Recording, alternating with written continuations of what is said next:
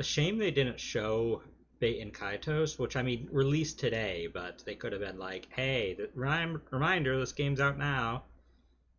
The game definitely needs the advertising. Yeah. Like, I will say it is unfortunately. Oh, I was originally gonna say it was an inferior version because it doesn't have the English dubs, but they do outline some mechanics that they never explain in the original, like the fact that your choices in dialogue have an invisible trust like stat that they can raise or lower for each character that affects when they get their special moves, or that if you do multiple level ups at once, you get a bigger stat bonus than if you do them individually. So if you save up your experience and wait to level up. Like, they never explained that in the original. People had to trial and error and learn that stuff, and they still didn't know how it worked, and now it just straight up tells you the numbers and stuff. So that's kind of nice. That's convenient. Yeah. The Yeah. downside is, once Good again, quality no of life. English dub. So. Was the English dub particularly good? No, it's generally considered pretty horrible. But for fans that grew up with it, It's nostalgic. it has its charm. Yeah. And the generally I felt the worst part of it is it sounds like the entire dub was done in a slightly echoey room. Some people also think they kind of avoid that. But it was also a like midlife GameCube game when English dubs to Japanese games weren't super common yet, and this was like one of Namco's first times doing that. And now they have higher quality control, which is probably why they didn't put it in.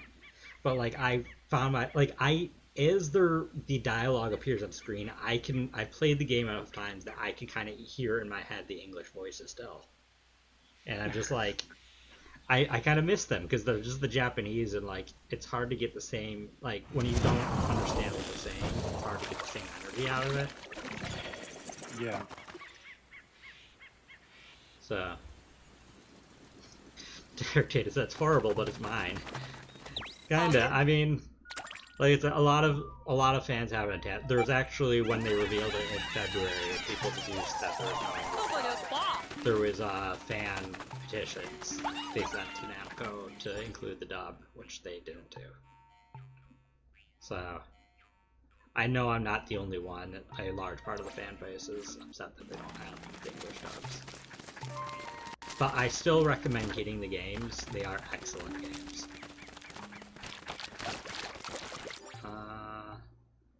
Okay, up here there's something. Is that an avocado?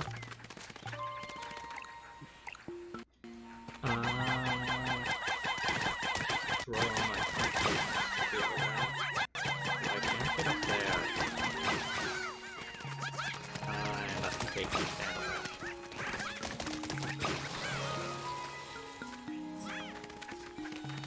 But yeah, I mean, I have a lot of games to worry about right now. As everybody probably at this point knows, I'm still plugging away at Persona 5 Strikers, which I think I'm pretty far in the game. I am still doing Sea of Stars like every day, which I'm pretty far, I think, into that. It's really hard to tell with Sea of Stars. And I have a lot of other games that I started this year I just need to finish because games kept coming out. But Bait and Kaitos is the only game coming out this year, or this month, that I was caring about. So I think I have enough time to have a squad of 100 little flying dudes. I mean, theoretically, yeah, I could farm so I get 100 flying Pikmin. The problem is they're so weak that they're not really worth having a massive squad of. That being said, I can build up the numbers a little by grabbing some of these corpses. So. We'll fly it compared to the game audio. Oh, okay. let's see. I'm turned up all the way on my end, so I guess I'll turn the game audio down a little. Hopefully that's better. You love them, that's all the reason you need. Yeah, I mean, understandable. I don't know if there's any color. These look really weird when they're being carried in the air. I don't know if there's any color Pikmin I have any strong attachment to.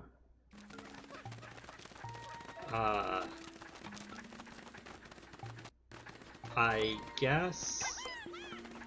I mean, at this point, I really like the ice Pikmin. They're really nice.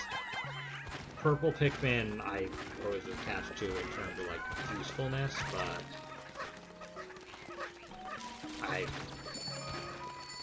it's kind of a love-hate. They kind of made everything ridiculously easy, which ice Pikmin kind of do that too. But like, I feel there's at least a trade-off with ice Pikmin, because if you freeze an enemy and then kill it, then you don't get a corpse to bring back for thieves. Purple Pikmin were just overpowered and didn't really have a downside to stunning the crap out of enemies, except for the enemies that were immune to it. Oh god, that looks so weird, carrying that enemy through the air.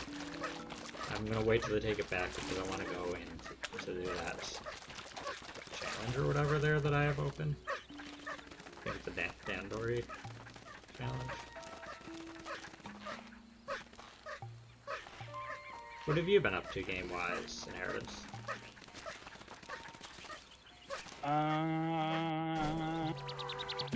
So I'm playing through Persona 3 Portable, the female main character's route. I've played it before, both routes. I've played 3 on the FES version. Yeah. And then I played the Persona 3 Portable female version.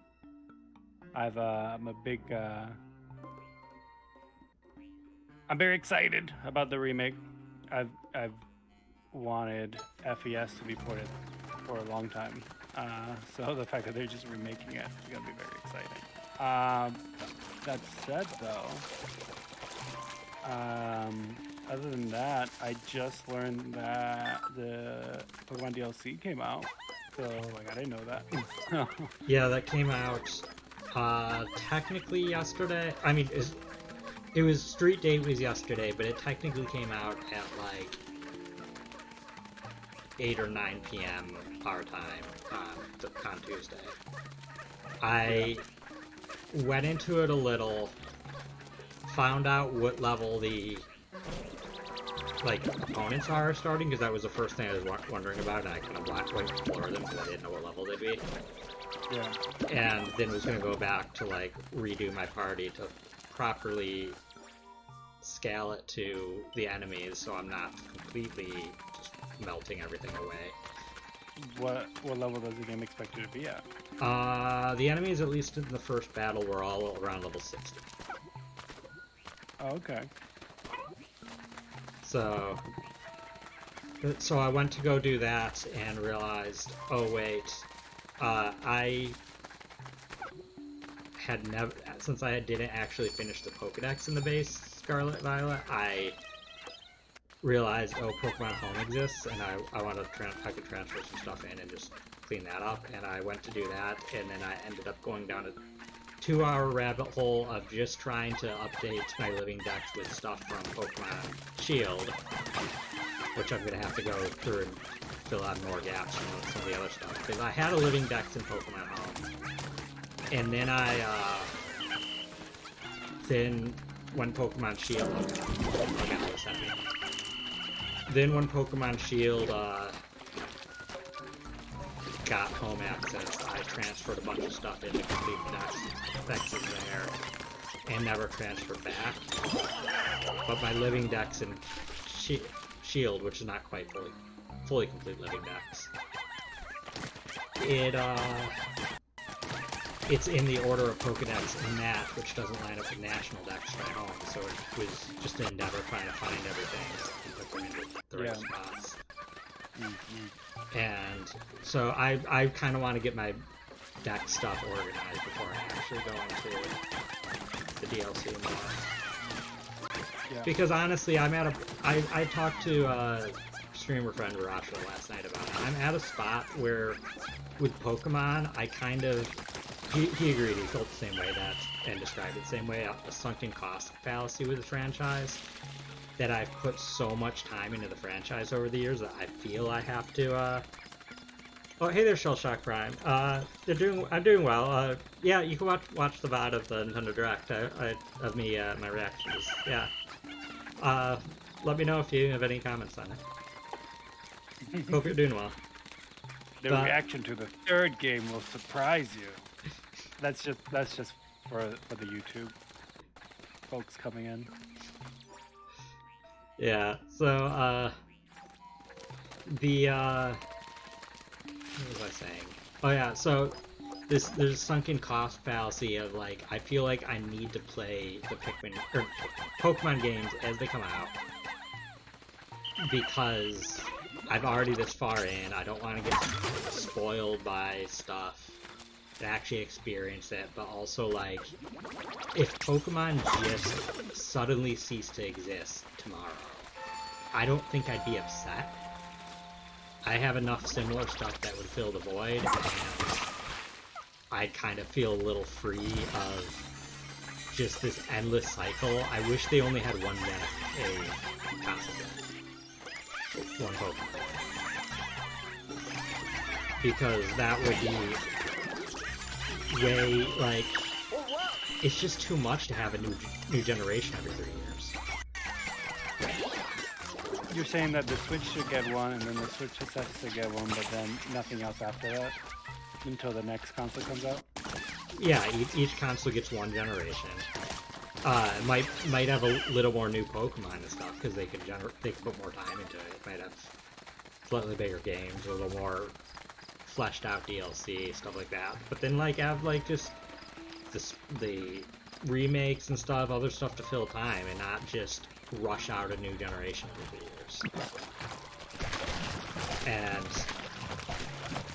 so I'm kind of in this place, and I was actually not even planning to play the DLC when it came out. I was planning to wait until I have more time, but then like people I know were going to be doing it, and it would be hard to avoid spoilers and stuff. So like literally the day of the DLC release, I still wasn't planning to play it right away, and then that night I just spontaneously like I guess I'll play. And so where I was getting at with all of this was the reason I have a living deck and do invest the time in maintaining it is because I just don't have the energy in me anymore to complete Pokedexes in the games, and I'd rather just be able to transfer everything in, which is what I'm trying to do with the DLC outside of the new Pokemon. I just want to transfer in what I already have that's in there. Yeah. And so that's why I'm now kind of in the rabbit hole of getting my Pokemon home reorganized so I can do all that, because it's just too much. I'm one of the people that was... go ahead. No, you go ahead. I was just saying I'm one of the people who actually was never upset about the dex cut for games. I don't think we need every Pokemon in every game. I think it's a lot to try to collect and stuff. I like cycling them out. A lot of people are like, what if your favorite's not in the game? Then my favorite's not in the game. Malamar was an in-gen 9. Oh well, I don't care. I'll see it again. Possibly in 3 years when we have another game. What were you gonna say? No, I was just gonna say, I'm definitely in the camp of catching them all is a very big investment in time and energy and effort that I don't regularly afford myself. Like, I've only ever cut them all, and I've never gone through the trouble of making a living dex, let alone catching them all in every game, you know. Maintaining any kind of full Pokedex. The only games I've ever done it in is the original Sun and Moon, and Legends Arceus, and that's specifically because it was a limited Pokedex and was doable within its own generation. Like the concept Yeah. of having to go through and like trade between consoles and between generations, like I can see it for like if you have like a favorite Pokemon, but like you said, I generally like to cycle them out, play with Pokemon that I've never played before, even if my favorite Pokemon is in the game. Like I tend to Yeah. avoid it, especially because my favorite Pokemon is not very competitive, anyways. What's your So, favorite Pokemon? Miltank. I mean, I love Whitney's Miltank. Miltank is. Well, yeah, Whitney's Miltank is iconic, but like there's only so much a normal, like pure normal, like mid-game fighting, like how Yeah. Pokemon can do. Yeah. I will say that for all my talk of. Oh, there's gonna be dialogue. Let me read this first. There's Louis, phew, who now appears unharmed. Enough of this, we need you to cooperate.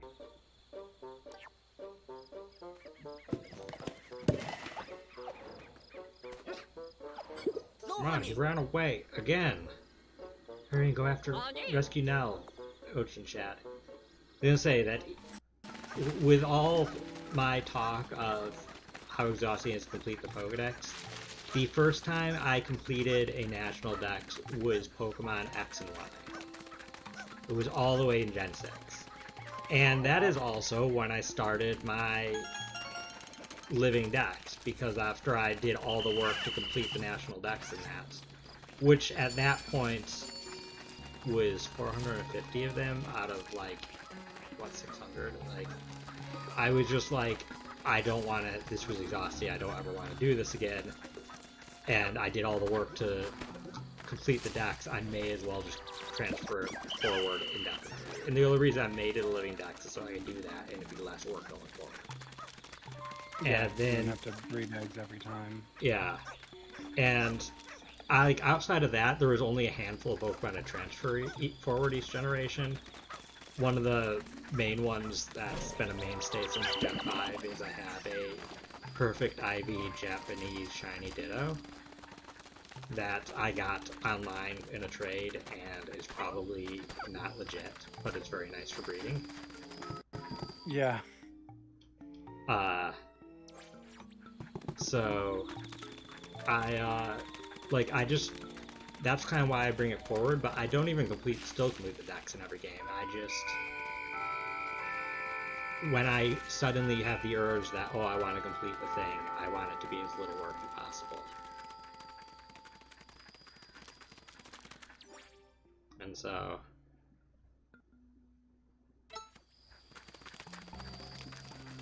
Dark Kid said yes, shame. Never had someone trade in their native first game for a red to deal with not being able to complete the decks very early in your Pokemon exposure.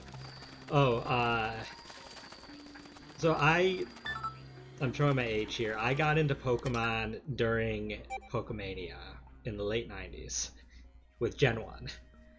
And It's upsetting that you have to preface that as showing your age. But it is accurate. That was it's accurate. over 25 years ago. I know. And so being the universe revolved around Pokemon for a couple years, like that's if you weren't around in that point in time, that was everything. That was all of media. It was an obsession worldwide. Well, in like first world countries.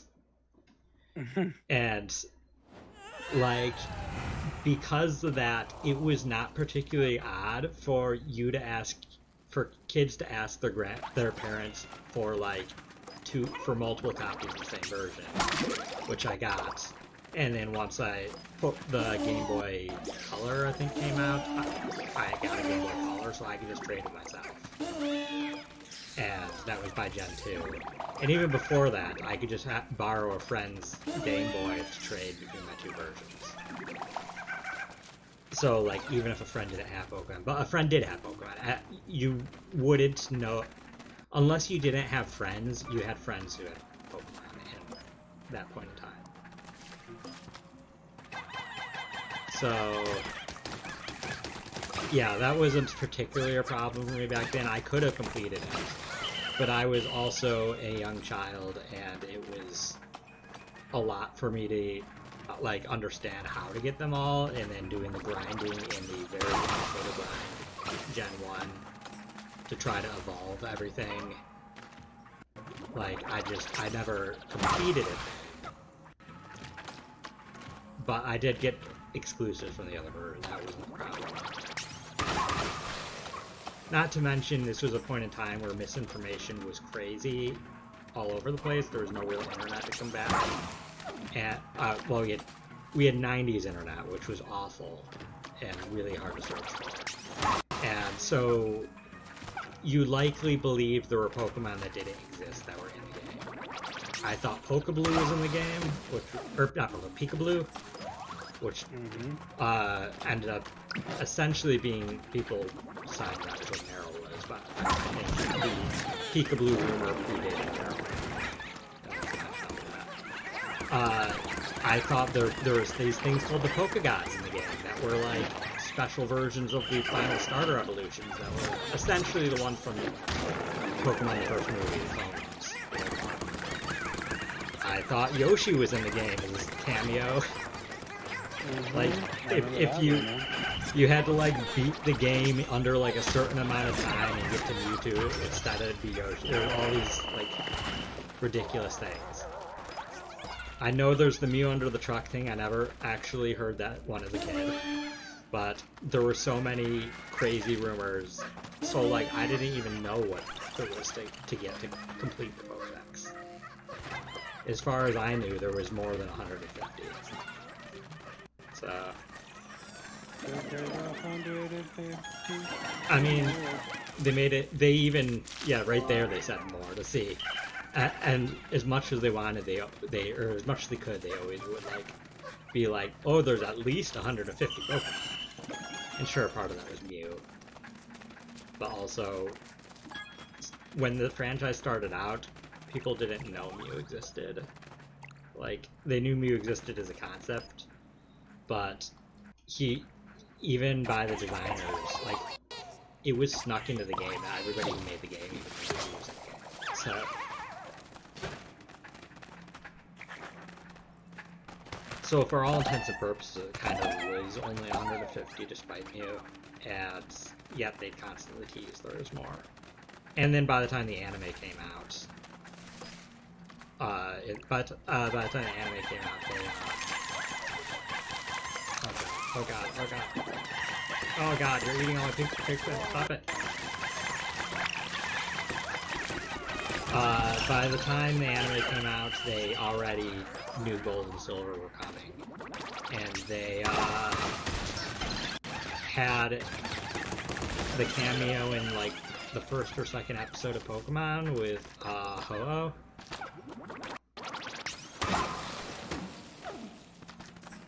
So by then it was clear there was more than 150. It was a really cool point in time to like live through, because like you didn't know how far it would go. You didn't know if you'd ever get games with more than those Pokemon. But like they'd be teased all over the place. There was Togepi in the show. The first movie had Meryl, Snubbull, and Donphan. Now we see Pokemon teased before they come out, and it's no big deal, because that's just a constant thing. Welcome back, guys. Yeah, I do remember things getting real wild when we would see Pokemon that were in the game. Yeah, nobody would even know what the names are sometimes. Like, the ones in the Pokemon first movie, nobody knew what they were called, because Meryl and Snubbull were in the opening Pikachu bit where there were no humans to talk. And, which is why people just started calling Meryl Pikachu. And Donphan was in the opening theme song fight with Ash, where there was no dialogue. Like, there was music playing. And so nobody knew what these Pokemon were called. No, I remember not even knowing. Like, I had no idea what Donphan was. a ground type when I first saw it. Doesn't look like a ground type. Which cave is this? Yeah, to this day, I don't know. Subterranean Swarm. To this day, I still don't Game's see ground when I think of Donphan. I kind of see it now because because it's like low to the ground, like even for an elephant, it's very like squat. But it's still kind of weak reasoning, and I only think, oh, it's ground type because I know it's ground type. I've kind of at this point just it's been wired into me.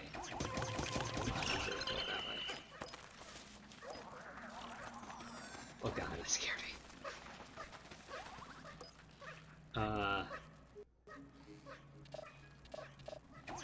Not to mention, I mean, nobody knew what Togepi was either when they first showed it. Or, but Togepi we at least got a name of, so.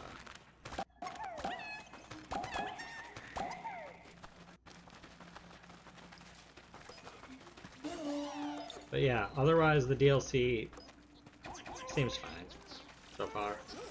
They did fix, there was a notable bug, I'm not sure if you noticed it, Aaron. You probably did, but I don't know if you paid mind to it. That in Scarlet and Violet, when you're in the PC and you switch boxes, it took a while for the Pokemon all to load in. Yeah. And they fixed that with the update that came with the DLC. So I didn't realize that was a bug. I just figured that was just it was a feature. Not a feature, but it was just, you know, the game had to load. You know, I'm not. I mean, it's a lot to. It was kind of excessive to sit there every page and wait. It was, especially when it's for like a handful like sprites or so. Now, I mean, yeah, they load in, but it takes like half a second now. Before it took like 10 seconds. 5 seconds, something ridiculous. That when you're going through a bunch of pages, it was looking for something with a pain.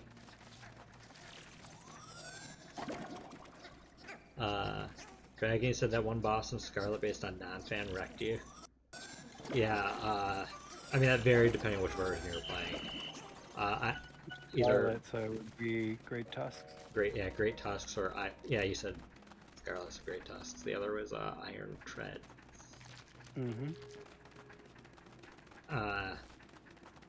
Yeah, I think I was just over leveled by that point. I got over leveled pretty quickly in that game.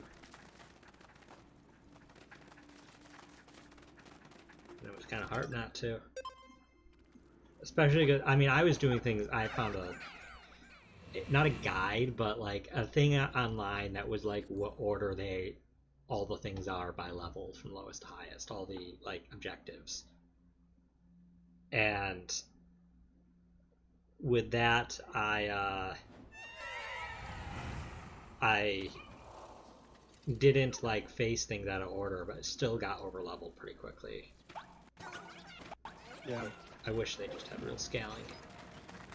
I went my own way the first 2 times that I played the game. I just kind of explored however I felt like it. The very first time I ended up having to fight the bug gym leader last, like absolutely last. It was the last thing I did before I did endgame stuff. And it was like very eye-opening. Because by then you already told me that there was no level scaling, so like I knew that I shouldn't have expected anything, but it was like intense having an endgame party and fighting like a level 12 Teddy or so. Yeah. But the third time around, I followed a guide, mostly so that I could screenshot my map and send it to my nephew, because he was getting into the game, and I wanted him to have a good level curve. Yeah. I mean, I don't know. I only know one other person than me that insisted on using a guide like that. Because most people, like, you couldn't get away just doing it in any order, of course. But I don't know, I wanted to. I felt from my personal experience I would enjoy it less if the levels were all over the place. Yeah. So it is worth saying that the DLC kind of has level scaling. because I Ooh. heard if you like somebody went to tried it with only like one badge, and the enemies that first enemies were level 10, not level 60. Level 60 is if you beat the game. So, which means they could have done the level scaling all along. Yeah, they just But also, chose not. Scarlet and Violet's DLC had level scaling also, so... Yeah, level scaling has always been a thing that they're like, we could do it, but we won't. There was zero reason for them not to do it. It's not like it made the game easier or necessarily... I guess you could make it harder by, like, being like, I'm gonna fight them out of order, but you're making it harder for parts and then easier for other parts, so... If they wanted just to be an option, you have the option to make things harder, then make a difficulty option to make things harder. Sword and Shield, Dark Day. Did I say for what? Did I say Scarlet and Violet when I mentioned Sword and Shield's DLC? Yeah. Yeah, Sword and Shield's DLC also scaled.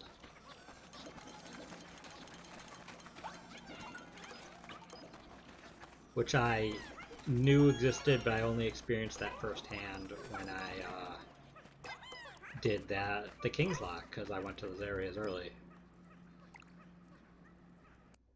I wanna... What do I have a lot of? I think I have mostly pinks here, so ironically I'll throw pinks into the flower and get whites.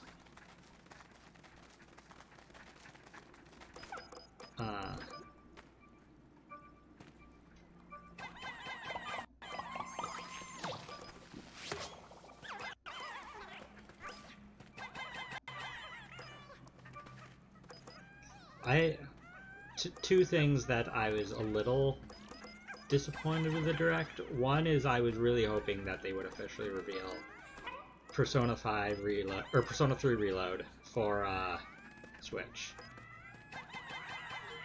and obviously they didn't. Do you generally think they're going to, or are you just saying you if wish they that didn't it there, happened? if they didn't there, I don't think they're going to now.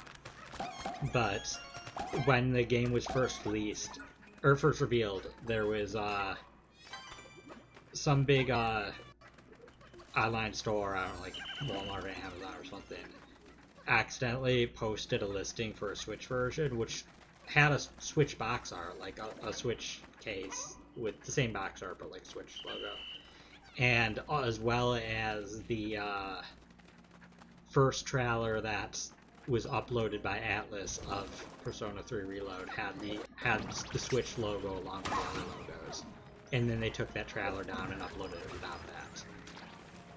And I was sincerely believing, at least maybe just hopeful believing, that meant they just accidentally were leaking it early, and that and Nintendo wanted to release it on their own time.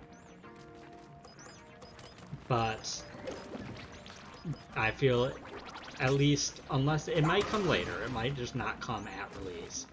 But at release, which is I think February, I don't think they're going to. Like, they would have revealed it today if it was going to be coming to Switch that day.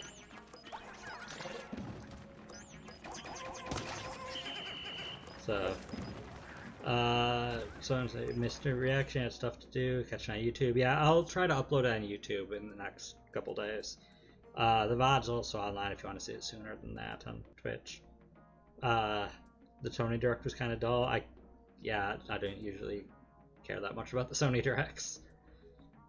Dragon is either the Shadow Dropper or it might be in the February Direct.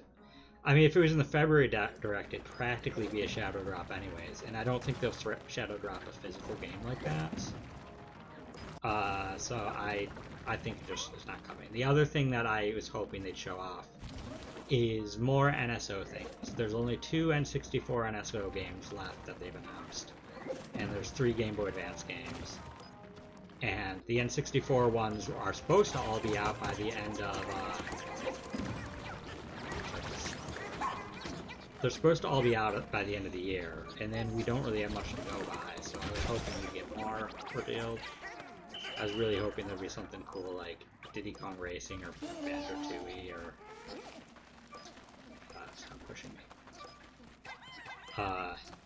the Game Boy Advance end had like Golden Sun Lost Age confirmed to be coming with Golden Sun. So those are the two things.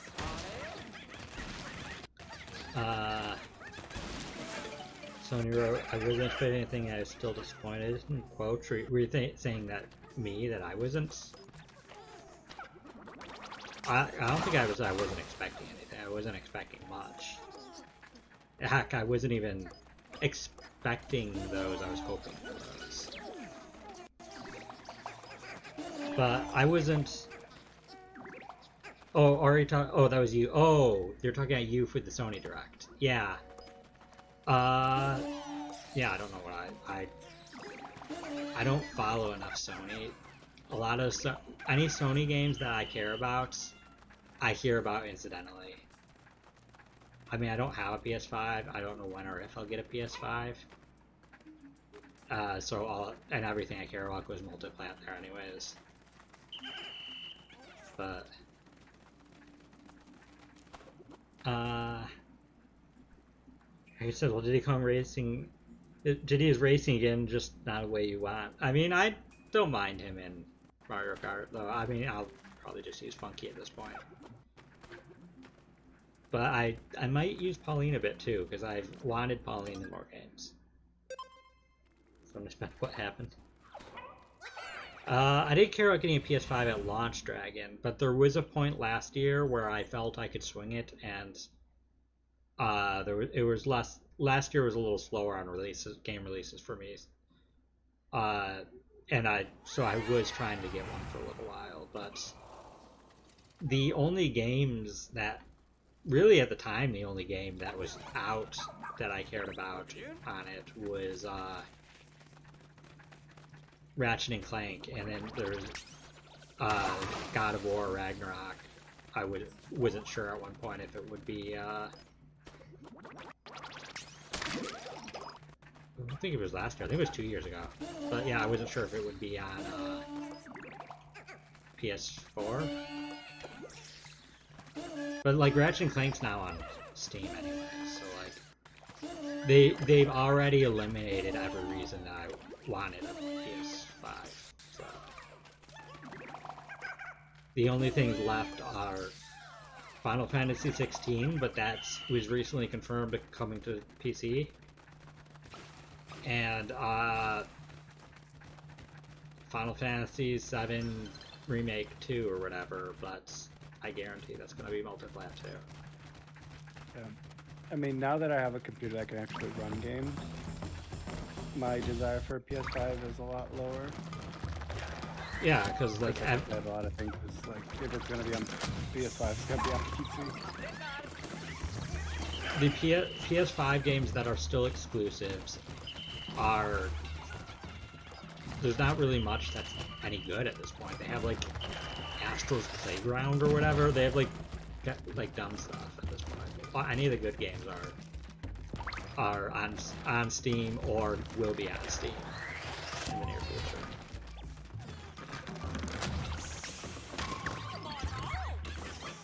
I failed too quick. Oh wow.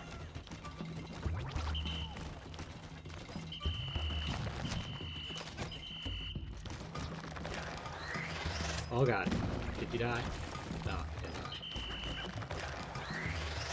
die.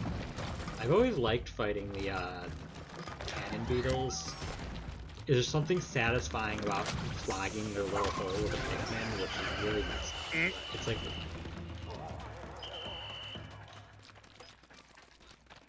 It just fits so snug in there. Gross. How is that gross? Talk about snugly plugging up their little hole. Yeah, they're not exhaust ports, the opposite. An exhaust port? Exhaust. You're gonna plug up their exhaust holes? I can't even speak. Yeah, I've managed to say something so ridiculous you're just at a loss for words. Dragon, you want that Demon Souls remake? Yeah, I mean, I don't care about it. I don't know much about it, to be honest, but I don't care about knowing much about it. Didn't Demon Souls just get re-released? I think that was actually one of the earlier PS5 games.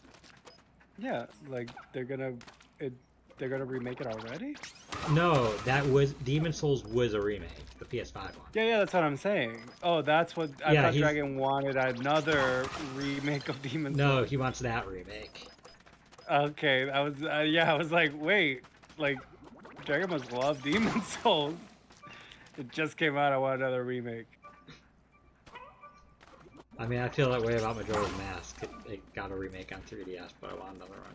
But like, I want an HD one. Well, yeah, but that's like saying you want another Majora's Mask DLC remake on the 3DS again. Fair. I mean, I wouldn't because the 3DS is dead, but if it wasn't, I wouldn't have minded another remake that wasn't garbage. So. I mean, I feel like it's I like shouldn't garbage, be. but it's not great.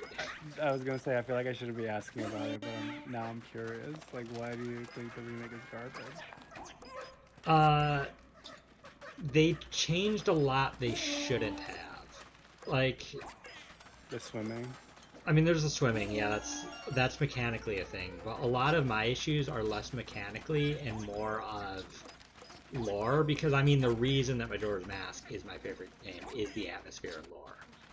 And like, for one, every single boss in the game, not in the remake, has a giant glowing eye that pops out as a weak point at some point in the fight, which both is really dumb and like, oh, aim for the glowing eye, but also kind of completely changes the implications of their designs and stuff in just a way that I don't think needed to be changed.